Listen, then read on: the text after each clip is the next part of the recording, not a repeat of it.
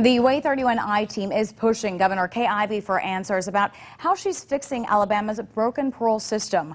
Thank you for joining us. I'm Naja Sherman. And I'm Dan Schaefer. We know the governor's already made some changes, but we wanted to know why 3 employees are basically sitting at home and collecting a paycheck on the taxpayer's dime.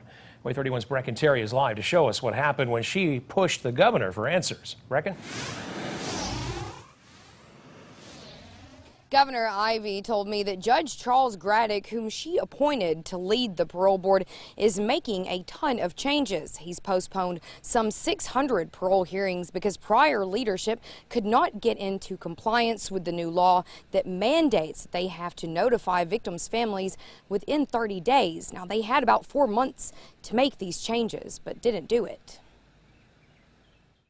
Governor Kay Ivey made a visit to Colbert County to talk about her Rebuild Alabama plan. It's now been 2 weeks since Judge Charles Graddick put the board's former executive director, Eddie Cook, assistant executive director Chris Norman, and personnel director Belinda Johnson on paid leave pending disciplinary proceeding. We asked Ivey why taxpayers are still paying the salaries of these 3 people who did nothing to get in compliance with the Parole Act. Specifically, then executive director Eddie Cook. Still an employee of this state. Why are we paying for him, though? He did nothing to get in compliance with this law. Mr. Graddick is going to address that. For the last year, the Way 31I team did extensive investigations on the parole board's failures of not following their own policies, like not notifying victims, having early parole hearings, and even letting out violent inmates. Lynn Head, the current parole board chairperson, even spoke against the Parole Act that holds them accountable by law.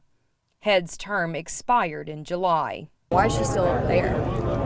Well, a term expires or will soon expire, and we'll address that at that point in time. But we have appointed a new executive director of the Bureau of Pardon and Parole, Charles Graddick, and he's making a major effort to straighten a whole lot of stuff out over there.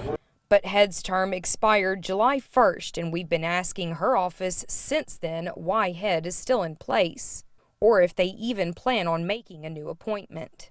It's unclear if Ivey just forgot Head's term expired more than 2 months ago.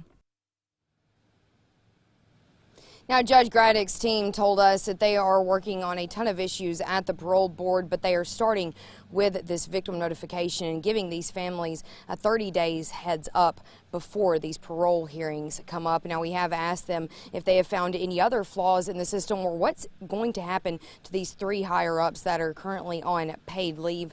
They told us that they're still collecting information at this time, but will keep us updated. Live in Florence, Breken Terry, Way 31 News.